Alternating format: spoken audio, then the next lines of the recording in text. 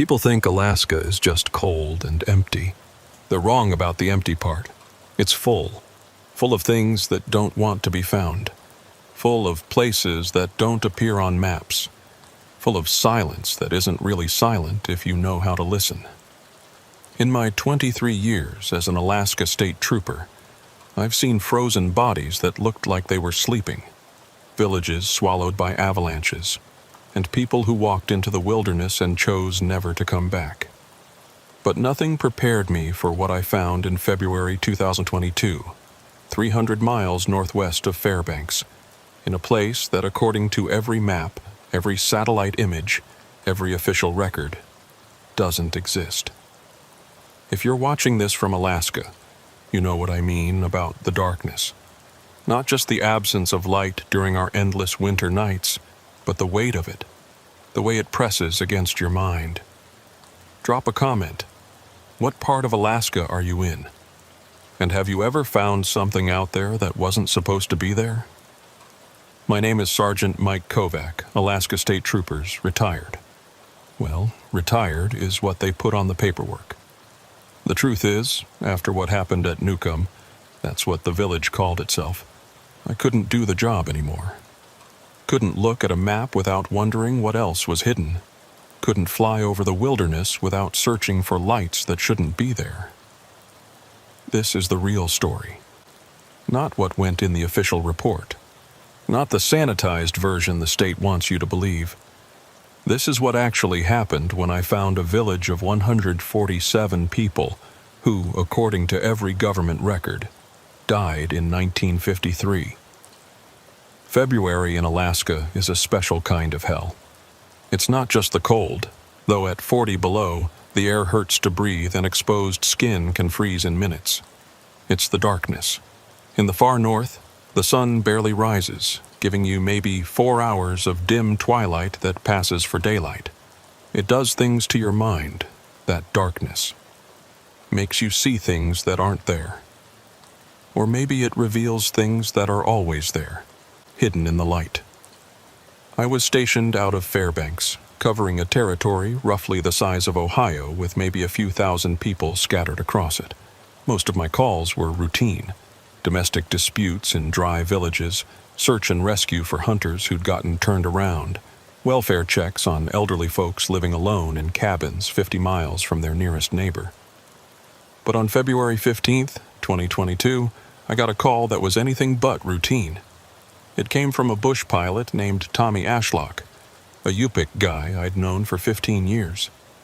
Tommy had flown everything from medical supplies to mail across interior Alaska, and he knew the terrain better than anyone. He wasn't the type to spook easily, but when his voice came through the radio that morning, he sounded genuinely rattled. "Mike, I need you to come out to Bettles. Got something you need to see," he said, the static making his words crackle. "What kind of something, Tommy?" I asked, already reaching for my gear.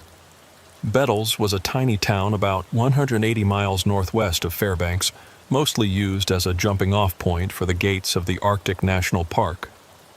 "I found a village," he said after a pause. "A village that ain't supposed to be there." In Alaska, finding unexpected settlements wasn't entirely unusual.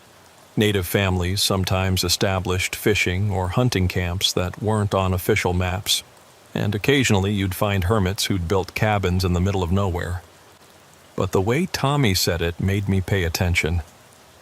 "What do you mean, not supposed to be there?" "Mike, I've been flying this route for 20 years. This village, it's like it appeared overnight. And there's something else." His voice dropped lower.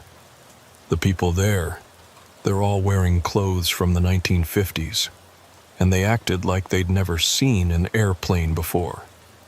I took the state patrol plane out to Bettles that afternoon, fighting crosswinds and ice the whole way. The Cessna 185 was reliable but basic, and in February weather, every flight felt like a gamble. Tommy was waiting for me at the tiny airstrip, standing next to his own plane, a beat-up de Havilland Beaver that had seen better decades. Tommy was in his 50s, with the weathered face of someone who'd spent most of his life outdoors. He didn't waste time on pleasantries. "It's about 60 miles northwest," he said, spreading out a topographical map on the wing of his plane. "Right here, in this valley." He pointed to a spot between two ridges. I looked at the map. It showed nothing but wilderness. No villages, no structures, not even old mining claims. "You sure about the location?" "I've got GPS coordinates," he said, pulling out his phone. "But Mike, here's the weird thing. When I tried to mark it on my GPS, it wouldn't save. Like the device couldn't accept that location exists." We took Tommy's plane, as he knew exactly where we were going. The flight was rough, with winds that threatened to slam us into the mountains more than once. The landscape below was an endless white expanse, broken only by black spruce forests and the occasional frozen river. As we flew, Tommy filled me in on the details. "I was flying supplies to a research station when the weather forced me to detour," he explained, raising his voice over the engine noise. "I saw smoke from chimneys, which caught my attention because there's nothing out here. So I circled lower to check it out. And it's a full village, Mike. Maybe 30, 40 buildings. Wooden structures. Looks like 1940s, 1950s construction. People walking around, kids playing. But here's the thing. When I circled back for another look, they were all standing in the middle of the village, just staring up at me. Every single one of them. Just standing there, watching." After 40 minutes of flying, Tommy started descending. "There," he said, pointing ahead. I looked where he was pointing and felt my stomach drop. Nestled in a valley between two ridges was indeed a village. Smoke rose from chimneys. Paths were worn in the snow between buildings, and I could see people moving around. It looked completely normal, except for one thing. It absolutely should not have existed. I'd studied maps of this area extensively as part of my job. This valley was supposed to be empty wilderness, had been empty for as long as records existed. The nearest known settlement was over 100 miles away. We circled the village once, and just as Tommy had described, people emerged from buildings and stood in the open, all facing up, all watching our plane. There must have been over 100 of them, dressed in heavy coats and furs that looked handmade. Even from the air, something felt off about how still they stood, how synchronized their movements were. "Where the hell do we land?" I asked. "There's a flat area about a mile south," Tommy said. "Looks like a frozen lake. Should hold the plane." The landing was rough but manageable. We suited up in our Arctic gear. At 40 below, you don't take chances, and began the trek toward the village. The sun was already setting, even though it was only 2 p.m., casting long shadows across the snow. Our breath came out in clouds that instantly crystallized in the air. As we approached the edge of the village, a group of men came out to meet us. They were dressed in parkas made of caribou hide, with fur-lined hoods and sealskin boots. Traditional clothing, but the style was decades old. The man in front appeared to be in his 60s, with deep-set eyes and a face marked by years of Arctic winters. "Hello," I called out in English, then repeated it in what little Inupiaq I knew. "I'm Sergeant Kovac with the Alaska State Troopers. This is Tommy Ashlock." The man studied us for a long moment before responding in accented English. "I am Joseph Newcomb. I speak for this village. Why have you come?" It was an odd way to phrase it, formal and stilted. But what struck me more was his accent. It wasn't quite Native Alaskan, wasn't quite Russian, wasn't quite anything I could place. "We're just checking on folks," I said, keeping my tone friendly. "Making sure everyone's okay out here. We didn't know there was a village in this valley." Joseph's expression didn't change. "We have been here for a long time. We trouble no one. We wish no trouble." "How long have you been here?" I asked. "Since the beginning," he said simply. I tried a different approach. "Is this village registered with the state? Do you receive supplies, medical services?" "We need nothing from outside," Joseph said. We have what we need." Behind him, more villagers had gathered. Men, women, children, all dressed in similar traditional clothing, all watching us with the same blank expression. There was something unsettling about their stillness, the way they didn't fidget or whisper among themselves like a normal crowd would. "Could we look around?" I asked. "Just to make sure everyone's all right. It's part of my job." Joseph considered this for a moment, then nodded slowly. "You may look, but you must leave before full dark." He turned and walked back toward the village, clearly expecting us to follow. Tommy and I exchanged glances, then followed. The village was like stepping back in time. The buildings were constructed of logs and rough-sawn lumber, with sod roofs and small windows covered with what looked like scraped animal hide instead of glass. Smoke rose from every chimney, and the smell of burning wood mixed with something else, seal oil maybe, and the distinctive scent of tanned hides. But it was the people that made my skin crawl. They moved normally enough, going about what seemed to be daily tasks. Women scraping hides, men repairing tools, children playing simple games. But whenever we passed, they would stop and watch us, their eyes tracking our movement with an intensity that felt predatory. "This is wrong," Tommy whispered to me in English, clearly hoping the villagers wouldn't understand. "These buildings, Mike, some of this construction, it's not just old style. It looks actually old, like it's been here for decades." He was right. The wood was weathered in a way that suggested years of exposure to the elements. The paths worn in the permafrost between buildings couldn't have been made in a single season. Everything about this village suggested it had been here for a very long time. Joseph led us to the center of the village, where a larger building stood, a community hall of some sort. "You wish to know about us?" he said. It wasn't a question. "Yes," I said, "starting with why you're not on any map." "Maps are made by outsiders," Joseph replied. "We did not ask to be on their maps." "But surely someone knows you're here. You must trade with other villages, get supplies." "We have what we need," he repeated. I was about to press further when a woman approached, elderly and bent with age. She said something to Joseph in a language I didn't recognize. It had elements of Inupiaq, but was different, older somehow. Joseph's expression changed, becoming harder. "You must leave now," he said abruptly. "It's only 3 p.m., I protested. "The darkness comes early here. You must leave now." There was something in his tone that made argument impossible. As we were escorted back to the edge of the village, I noticed something that made my blood run cold. A group of children were playing near one of the houses, and one of them, a girl of maybe 8 or 9, was holding a doll. It was a simple thing, made of hide and fur, but dressed in a miniature version of a military uniform. A uniform with insignias I recognized from history books. It was a Soviet military uniform from the 1950s.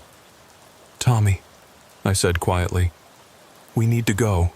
Now." We made it back to the plane as the last light was fading from the sky. As we took off, I looked back at the village. Lights were beginning to appear in windows. Oil lamps, from the look of them, not electric. And in the center of the village, all the residents had gathered again, standing in the same formation, all facing our departing plane. "Mike," Tommy said as we climbed to altitude, "look at your phone. Look at the GPS." I pulled out my phone and checked our coordinates. According to the GPS, we were nowhere. The location simply didn't register. The screen showed our last known position as Bettles, even though we were 60 miles away. "It's like it doesn't exist," Tommy said. "Like the village is in some kind of dead zone that technology can't recognize." We flew back to Bettles in silence, both of us trying to process what we'd seen. When we landed, I immediately tried to research the village, starting with the name. Newcomb didn't appear in any records of Alaska native villages. But then, on a hunch, I started searching through older records, military documents from the 1950s. And that's when I found it. Operation Newcomb, a classified U.S. military operation from 1953. The details were mostly redacted, but what I could piece together was chilling. It involved a joint U.S.-Soviet scientific expedition to study anomalous phenomena in the Arctic. The operation had ended in disaster, with all 147 participants listed as missing, presumed dead after a severe storm. 147 people, the exact number I'd estimated in the village. I showed the document to Tommy, whose face went pale. "Mike, those people in the village, you don't think—" "I don't know what to think," I said. But I knew I had to go back, had to find out what was really happening in that valley. I filed a report with my superiors in Anchorage, requesting backup and resources for a full investigation. The response I got back was not what I expected. Instead of backup, I received a phone call from a number I didn't recognize. The voice on the other end was calm, professional, and absolutely terrifying in its implications. "Sergeant Kovac, you are ordered to cease all investigation into the settlement you discovered. This is a matter of national security. Do not return to that location. Do not discuss it with anyone. Your report has been classified and sealed." "Who is this?" I demanded. "Someone who's trying to keep you alive, Sergeant. There are things in Alaska that are better left alone. That village is one of them." The line went dead. I should have listened. Should have filed the encounter away as unexplained and moved on with my life. But I'd been a cop too long to just let things go, especially when those things involved 147 people who were supposed to have died almost 70 years ago. For 3 days, I tried to follow orders. I went back to my regular patrol duties, responded to calls about drunk snowmobilers and missing hunters. But every night I found myself staring at the photographs I'd taken on my phone. Most were blurry or showed nothing but white landscape, but a few captured the village clearly. The buildings, the people, the impossible existence of it all. On the 4th night, Tommy called me. "Mike, I went back." My blood went cold. "Tommy, what the hell were you thinking?" "I had to. I kept thinking about those kids, about how they looked at us. Mike, something's wrong there. Really wrong." "Where are you now?" "Bettles. I just got back. Mike, the village is gone." I sat up straighter. "What do you mean, gone?" "I mean gone. I flew over the exact same coordinates 3 times. There's nothing there but empty valley. No buildings, no smoke, no paths in the snow. Nothing. It's like it never existed." I was on a plane to Bettles the next morning. I told my supervisor I was taking personal days, didn't mention where I was going. When I arrived, Tommy looked haggard, like he hadn't slept since we'd last spoken. "Show me," I said. We took his plane again, flying the same route. My GPS still showed nothing, but Tommy knew the way by landmarks. A distinctive ridge here, a frozen river bend there. When we reached the valley, my heart sank. Tommy was right. The valley was empty. Pristine snow covered everything, unbroken by any sign of human habitation. No buildings, no smoke, no trails. Even the spot where we'd landed on the frozen lake showed no sign of our previous visit. "This is impossible," I said. "There were over 100 people here 4 days ago." "I know what we saw," Tommy said grimly. "But look at this." He banked the plane for another pass, and that's when I saw it. In the snow, barely visible from the air, was a pattern. It looked like a massive circle, maybe 300 feet across, with geometric designs inside it. The pattern was subtle, just variations in how the snow had settled, but once you saw it, you couldn't unsee it. "Land," I told Tommy. "Same spot as before." The frozen lake was solid beneath our skis. We geared up and hiked to where the village should have been. The snow was deep, undisturbed, but as we walked, I noticed something odd.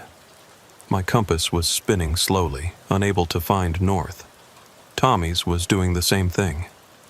When we reached the center of where the village should have been, I knelt and dug through the snow. About 3 feet down, my gloved hand hit something hard. I cleared more snow away, revealing wood. Old, weathered wood. The top of what looked like a roof beam. "It's below," Tommy said, understanding immediately. "The whole village is under the snow." But that made no sense.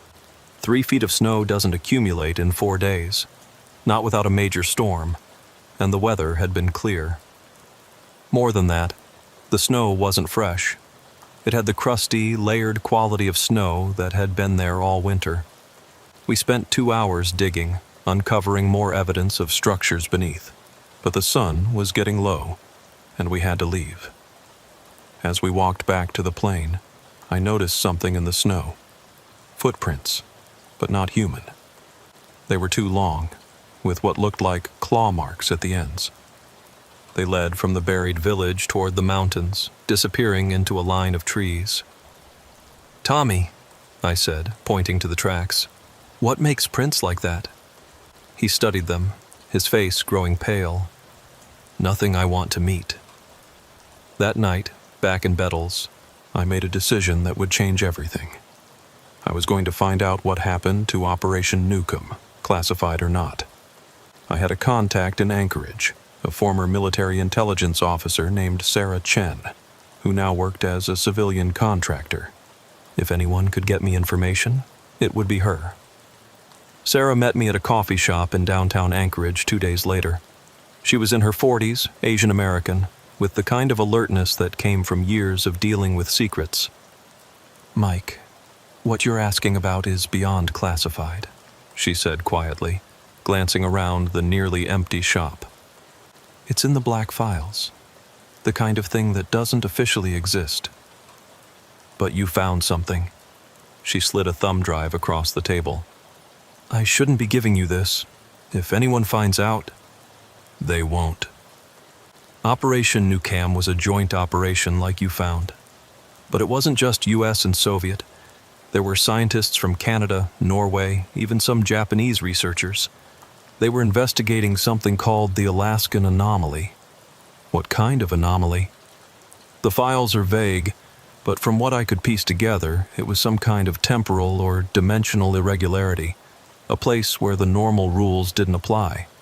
The expedition was supposed to study it, figure out if it could be weaponized. And on November 15th, 1953, they made contact with something. The last communication said they'd found inhabitants and were attempting to establish relations. Then nothing. Search parties found no trace of the expedition, the equipment, nothing. Just empty wilderness. I thought about the Soviet uniform on the child's doll, about Joseph saying they'd been there since the beginning. "Sarah, what if they're still alive? What if the expedition never left?" She shook her head. "Mike, that was almost 70 years ago. Even if they survived whatever happened, they'd be ancient by now. The youngest members would be in their 90s. But I thought about the children I'd seen playing in the village, children who couldn't have been more than 10 years old. "There's more," Sarah said reluctantly. "The files mention other incidents. Teams sent to investigate over the years who came back wrong." "Wrong how?" "Changed. Some went insane, talking about a village that moved through time, about people who weren't really people anymore. Others just disappeared entirely.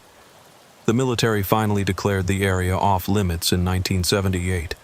As far as I can tell, no official expedition has gone there since. Until I stumbled onto it. Mike, you need to leave this alone. Whatever's happening up there, it's beyond our understanding. The people who dig too deep into this don't come back, or they come back broken. But I couldn't leave it alone. Those were American citizens out there, even if they were from 1953. They needed help, or at least someone needed to understand what had happened to them. I thanked Sarah and left, my mind already planning my next move. I went back to Bettles the next day, but Tommy refused to fly me out again. "I'm done, Mike," he said. I've been having dreams. Dreams about the village, about the people there. They're calling me back, and I'm scared if I go, I won't leave. So I hired another pilot, a young guy named Brett who didn't ask questions as long as the money was good. I told him I was doing geological surveys, had him drop me off at the frozen lake with camping gear and a satellite phone. I'll be back in 3 days, I told him. If I don't call by then, send help. As his plane disappeared into the gray sky, I shouldered my pack and headed for the valley. The buried village was as I'd left it, but this time I'd come prepared. I had a ground-penetrating radar unit borrowed from a friend who did archaeological work.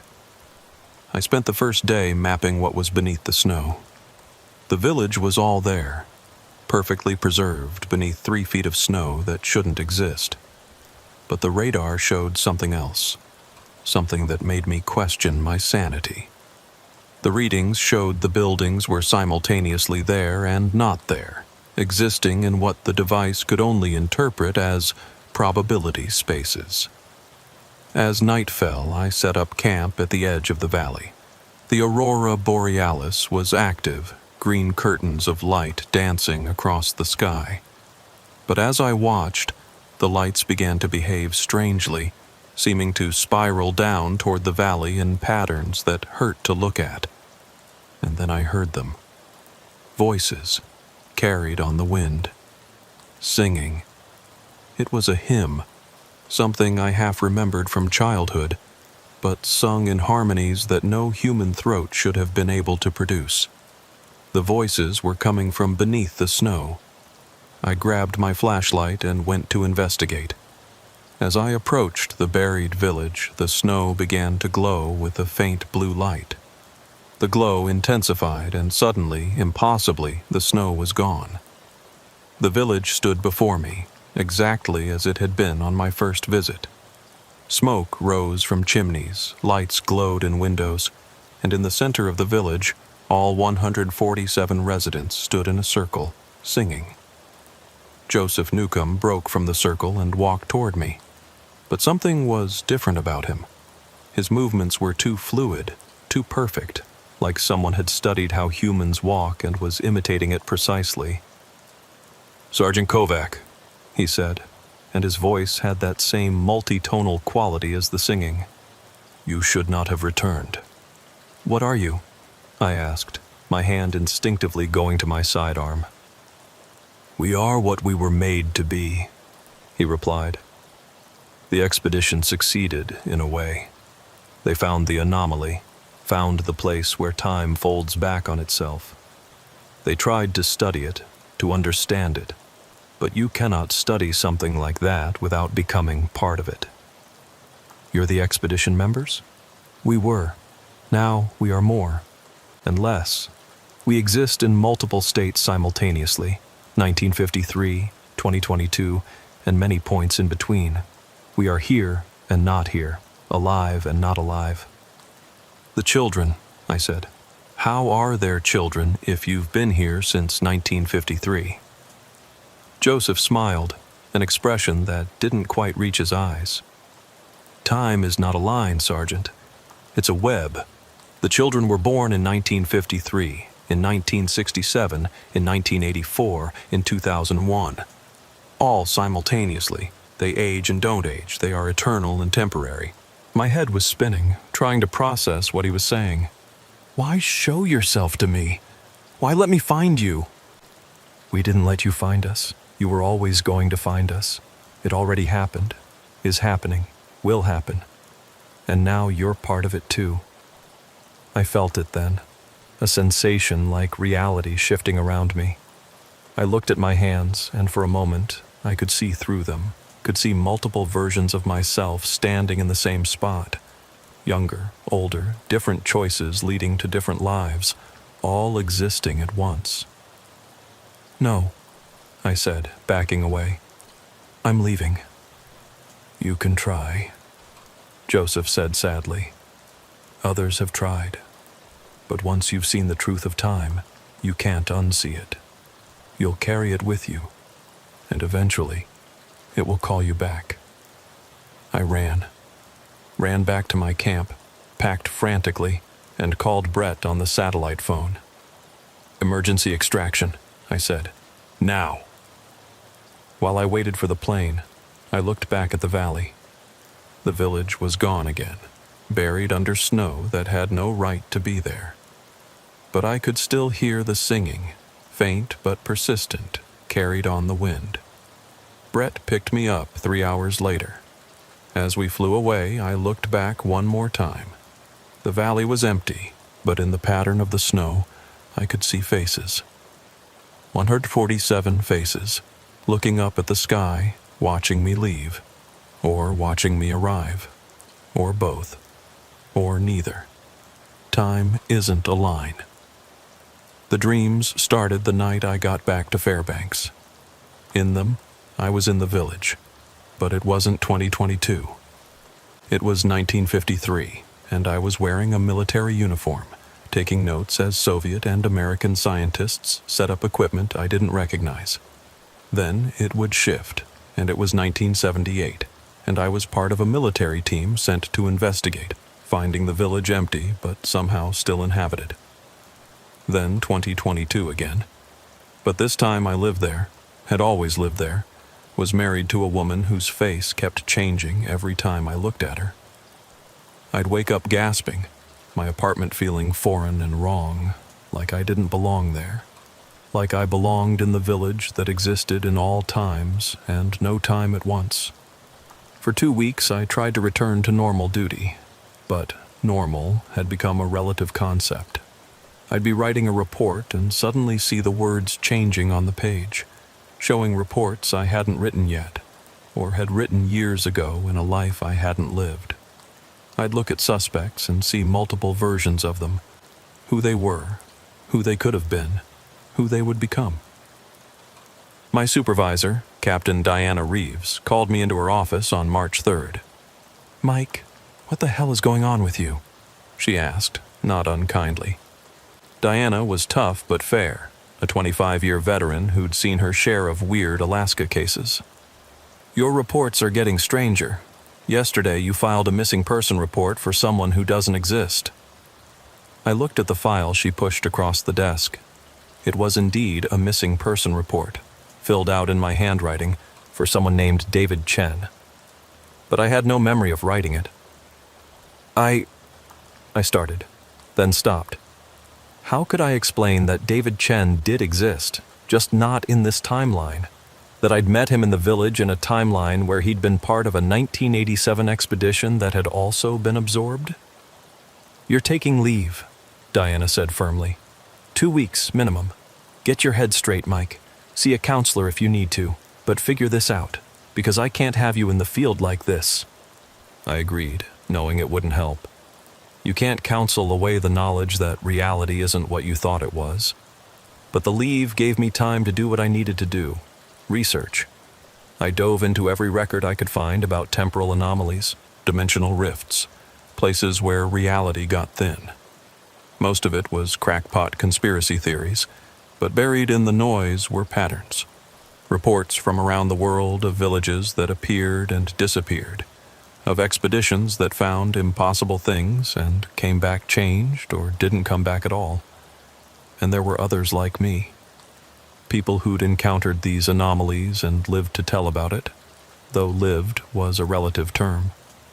I found a support group online, hidden in the deep corners of the internet, where people shared their experiences with what they called temporal contamination. One member, username ChronoSurvivor, sent me a private message. "Alaska, right? The village that exists in all times? You've been there." We arranged to talk on an encrypted line.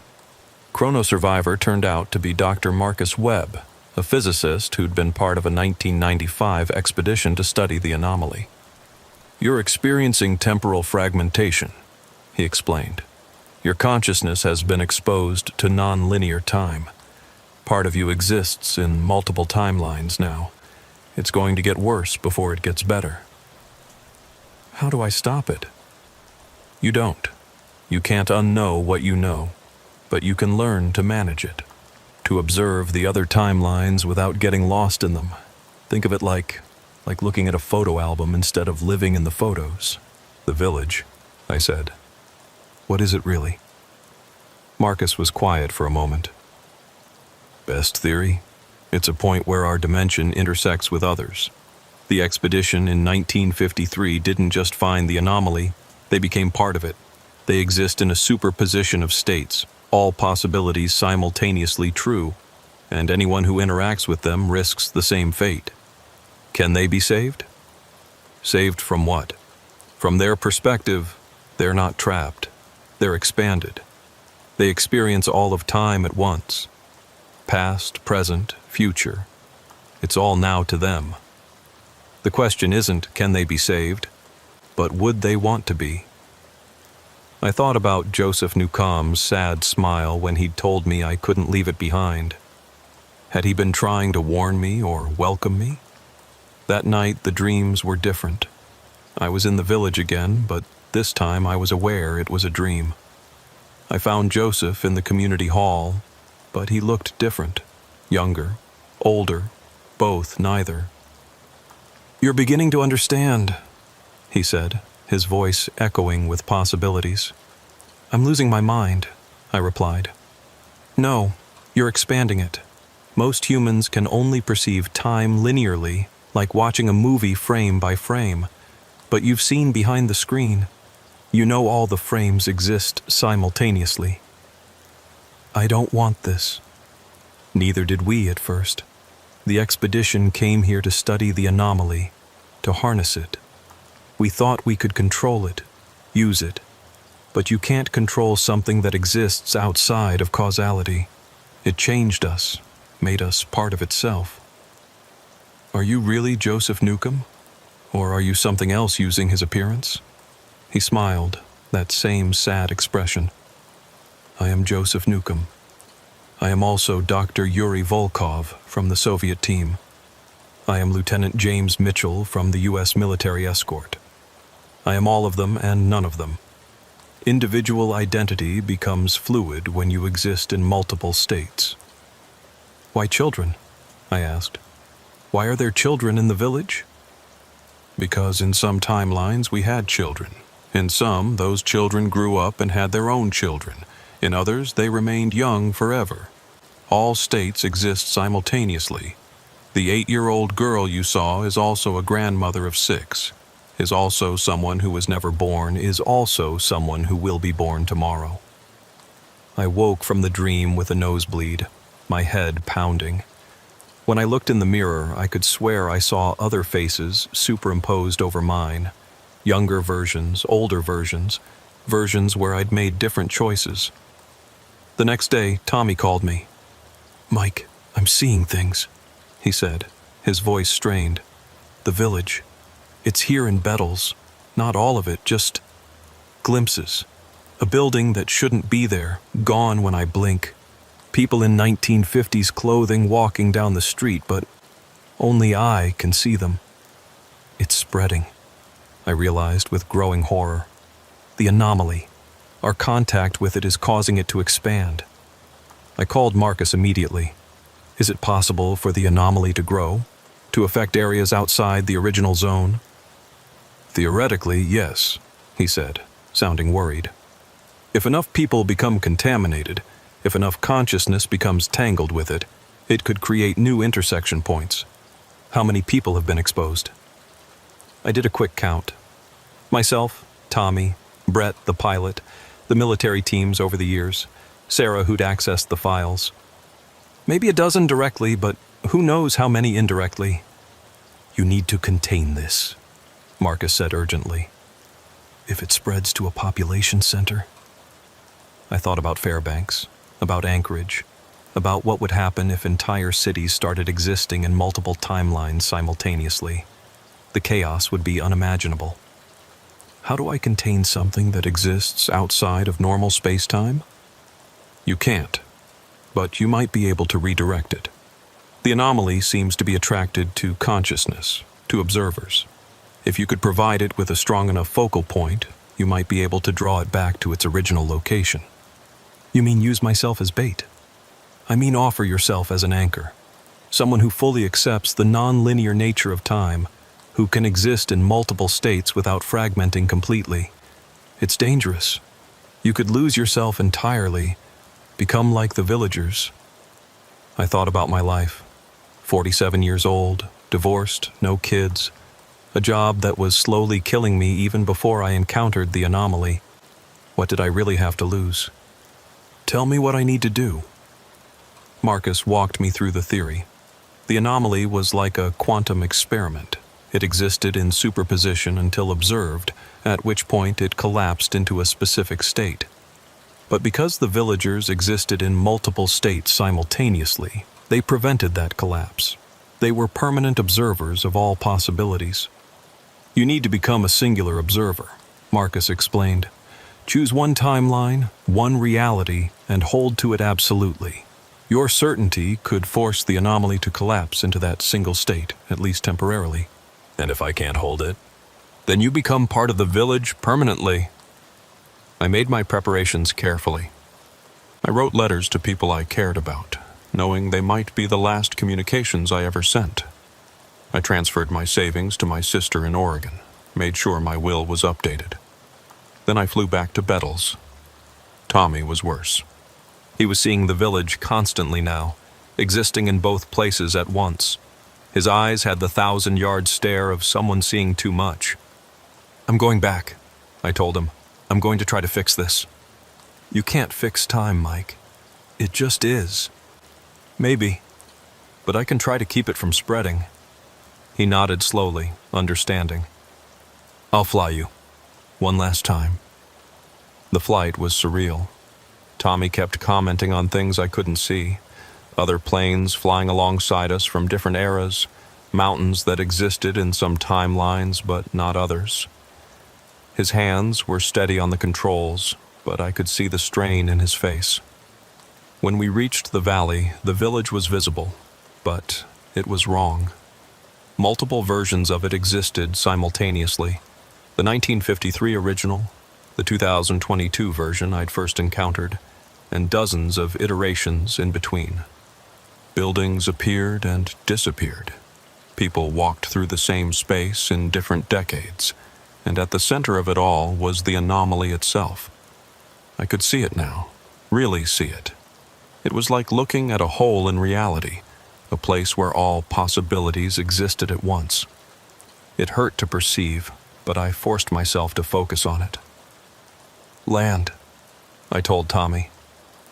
Mike, if you go in there, I know.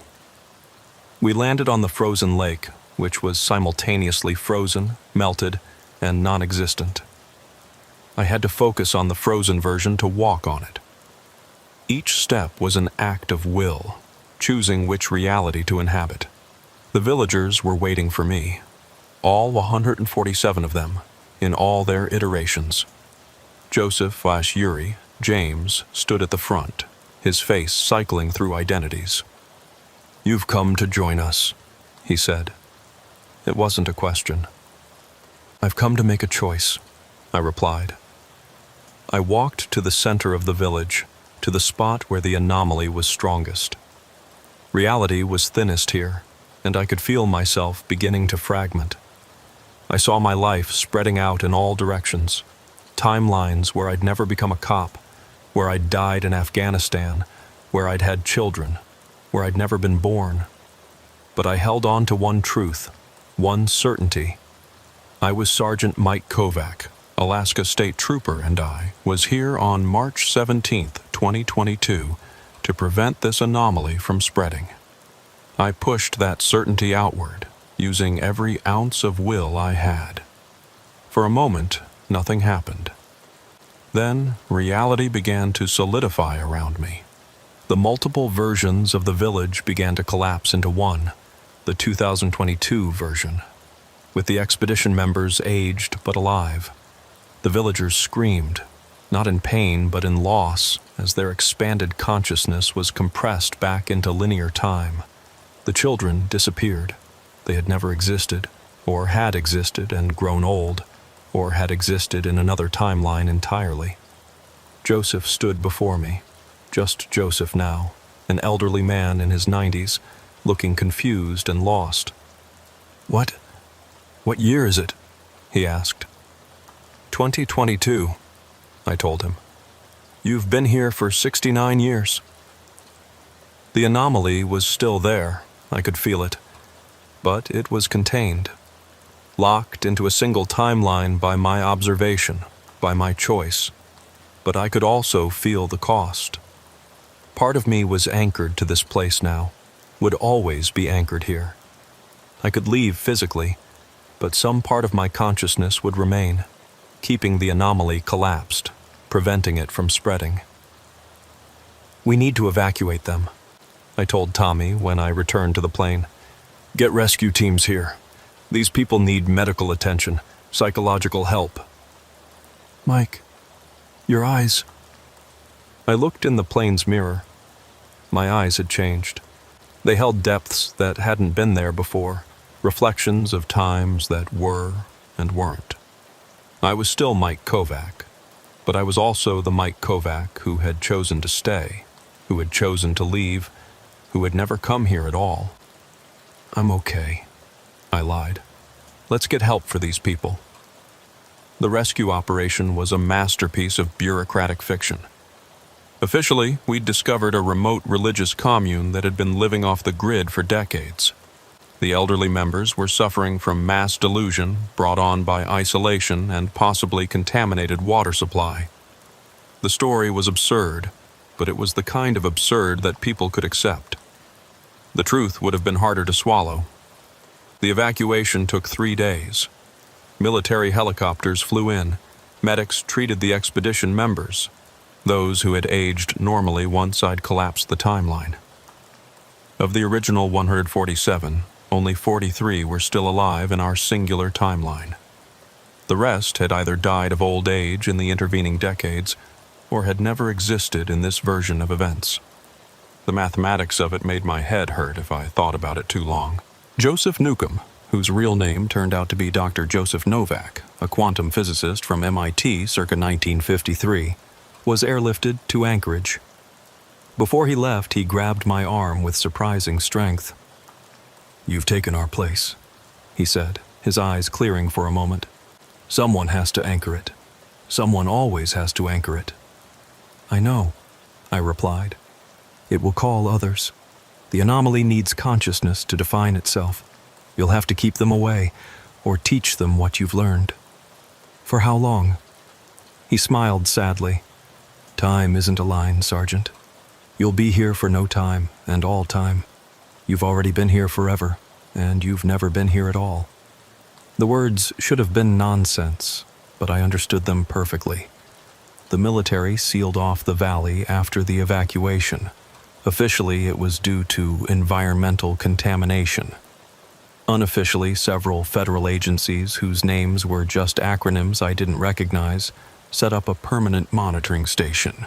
They offered me a position as a consultant, which really meant they wanted to keep tabs on me. I accepted, but not for the reason they thought. I returned to Fairbanks to wrap up my affairs. Captain Reeves was waiting with my resignation papers already prepared. "I don't know what happened out there, Mike," she said. "And I don't think I want to know. But you're different now. Changed. This job, it's not for you anymore." She was right. How could I write traffic tickets when I could see the driver in multiple timelines? How could I investigate crimes when I knew that in other realities they hadn't happened or had happened differently or were happening right now? "Take care of yourself," Diana said as I turned in my badge. "Whatever you found out there, I hope it was worth it." Worth, another concept that had become relative. I moved to Bettles permanently. It was close enough to the valley that I could monitor it, far enough that the anomaly's direct influence was minimal. Tommy was there too, similarly changed. We didn't talk much about what we'd experienced, but we didn't need to. We could see it in each other's eyes, the depth, the multiplicity, the burden of knowing too much. The monitoring station was a small building filled with equipment that supposedly measured electromagnetic fields, gravitational fluctuations, and quantum variations. Most of it was for show. The real monitoring was done by people like me. those who had been touched by the anomaly and could sense when it was stirring.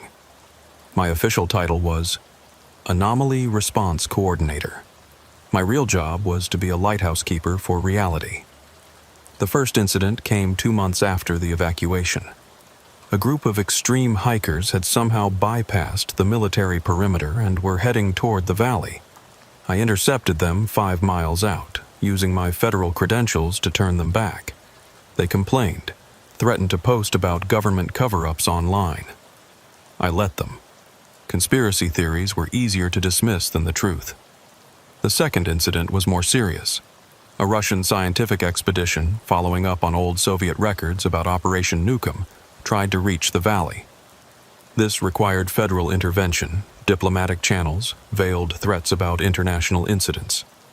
They turned back, but I knew they'd try again. The anomaly called to curious minds like a siren song. But the real challenge came from the anomaly itself. Even collapsed into a single timeline, it wasn't stable. Reality remained thin in the valley. On certain nights, when the aurora borealis was particularly active, I could see the village reforming. Not physically, but as an echo, a possibility trying to reassert itself. Each time, I had to reinforce my observation, my choice of which timeline was real. The effort was exhausting. Each intervention left me a little less grounded in normal reality. I started keeping detailed journals, not just of events, but of which timeline I was choosing to inhabit. Some mornings, I'd wake up and have to check my notes to remember which version of events was supposed to be true. Tommy helped when he could, but he was fighting his own battle. The temporal contamination affected him differently. He existed in multiple times simultaneously but was aware of all of them. He'd have conversations with people from different decades, all happening at once in his perception. Eventually, he stopped flying. The risk of him getting temporally confused while piloting was too great. We weren't alone in our vigil. Dr. Marcus Webb visited every few months, bringing supplies and news from the outside world. Sarah Chen, my contact who'd first given me the classified files, turned out to be part of a larger organization that monitored anomalies worldwide. There are 12 known sites, she told me during one visit, places where reality is negotiable. Each one has a keeper, someone like you who maintains the boundary. What happens if a keeper fails? Then the anomaly expands. Best case, it affects a small area and we can contain it. Worst case, well, there are cities that used to exist that don't anymore. Not destroyed, just edited out of the timeline. The responsibility was overwhelming. I was literally holding reality together through sheer will and observation. 1 year after the evacuation, on a particularly dark winter night, I had a visitor. Not in the physical sense, but in the space between waking and sleeping where the anomaly was strongest. It was the collective consciousness of the original expedition, the parts of them that still existed in the collapsed possibilities. "You're dying," they told me, their voices harmonizing across timelines. The human mind isn't meant to maintain this kind of observation indefinitely. I knew they were right. I could feel it in my body. The strain of existing partially in multiple timelines was taking its toll. I was aging faster in some timelines, slower in others, but the average was not in my favor. "How long do I have?" I know time isn't a line," I interrupted. "But in this timeline, the one I'm maintaining, how long?" 2 years, maybe 3. "What happens to the anomaly when I die?" "It expands. Unless what? Unless you train a replacement. Someone who can take over the observation, maintain the collapse." I thought about it. Condemning someone else to this existence, to being forever partially unstuck in time, seemed cruel. But the alternative was potentially losing entire cities to temporal instability. Or, the collective continued, you could let go. Stop maintaining the singular timeline. Join us in the superposition. Exist in all times, all possibilities. It was tempting. To stop fighting, stop choosing, just exist in the infinite now that the original expedition had discovered. But I thought about the chaos that would cause, the lives that would be affected. "No," I said firmly. "I'll find another way." The solution came from an unexpected source. 3 months later, a young woman named Jennifer Tikiak arrived in Bettles. She was Inupiaq, a graduate student in quantum physics from UAF, and she had dreams about the valley. "My grandmother told me stories," she explained when we met, "about places where the world is thin, where different times blend together. She said our family had a responsibility to watch these places, to keep them from spreading. I thought it was just folklore until I started having the dreams." She was already partially connected to the anomaly, a natural sensitivity that ran in certain bloodlines. Indigenous peoples had been dealing with these sites long before Western science stumbled onto them. "I can teach you," I offered. "But once you learn, you can't unlearn. You'll be changed forever." "I'm already changed," she replied. "At least this way, I'll understand why." Training Jennifer took a year. Teaching someone to observe reality in a way that collapsed quantum superposition without losing themselves in the process was like teaching someone to breathe underwater. It required a fundamental shift in how she perceived existence. But she was a natural. Her cultural background, with its nonlinear understanding of time and connection to the land, made the concepts easier for her to grasp. Where I had to fight to maintain a singular timeline, she seemed to flow with it, guiding reality rather than forcing it. "Your people knew about this," I said one day as we stood at the edge of the valley. "We've always known," she replied. "We just had different words for it. You call it an anomaly. We called it a breathing spot, a place where the world inhales and exhales different possibilities." By my 3rd year as keeper, Jennifer was ready to take over primary observation. The transition was gradual. She would maintain the collapse for hours, then days, while I rested. Each time she took control, I felt a loosening, a relief from the constant pressure of holding reality in place. Tommy passed away that winter. Not dramatically, just quietly in his sleep. But I saw him afterward, existing in the timelines that hadn't quite let go. He seemed peaceful, finally able to experience all times without the confusion that had plagued him in life. "It's not so bad," his echo told me, "once you stop trying to make it make sense." Dr. Joseph Novak died 2 weeks later in a nursing home in Anchorage, the last of the original expedition, at least in this timeline. But I could feel them all, still existing in the possibilities, in the paths not taken.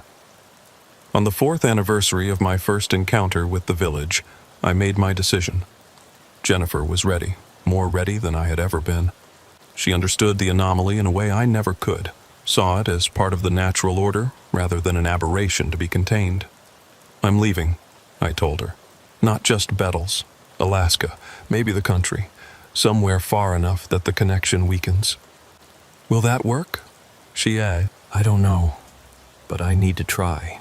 I need to know if I can still exist as just Mike Kovac, not as the keeper, not as someone partially unstuck in time." She nodded, understanding.